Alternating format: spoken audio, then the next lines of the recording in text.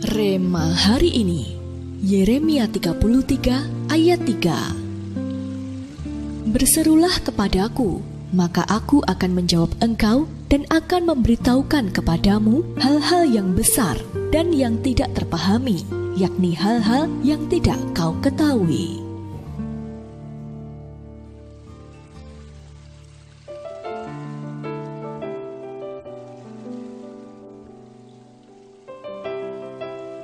Setelah berhasil menyeberangi sungai Yordan, bangsa Israel masih harus menghadapi Yeriko, kota yang terkenal dengan tembok pertahanan yang tinggi dan tebal. Sebagai manusia biasa, Yosua yang saat itu memimpin bangsa Israel sempat merasa ragu.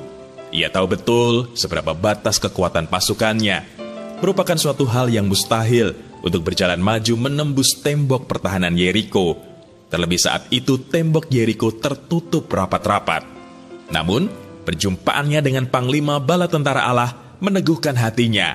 Dalam perjumpaan tersebut, Yosua sujud menyembah kepada Panglima Bala Tentara Allah, yang artinya adalah menyerahkan kepemimpinannya kepada Tuhan sepenuhnya.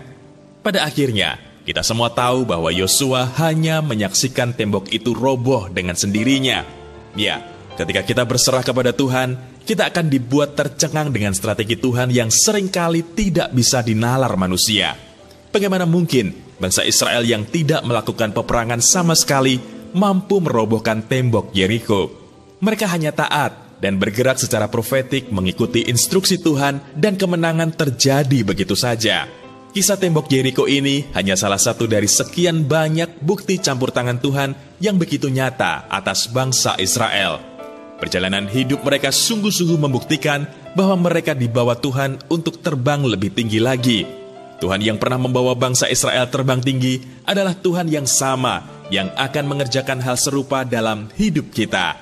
Ketika kita bergerak secara profetik dan mengikuti instruksi Tuhan, maka kita akan dibawa terbang tinggi oleh Tuhan. Oleh karena itu, mari responi setiap tuntunan Tuhan dan mulai melangkah secara profetik bersamanya. Kita tidak akan lagi mengalami kemunduran, stagnasi, atau hanya bergerak lambat.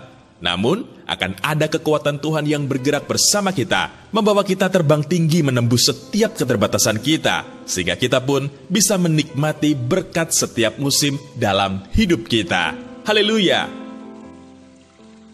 Adakah aspek dalam hidup Anda yang justru mengalami kemunduran, stagnasi, atau bergerak dengan lambat? Menurut Anda, seberapa penting bergerak secara profetik dan mengikuti instruksi Tuhan? Mengapa demikian? Apa yang harus mulai Anda lakukan supaya Anda bisa dibawa terbang tinggi bersamanya? Tulis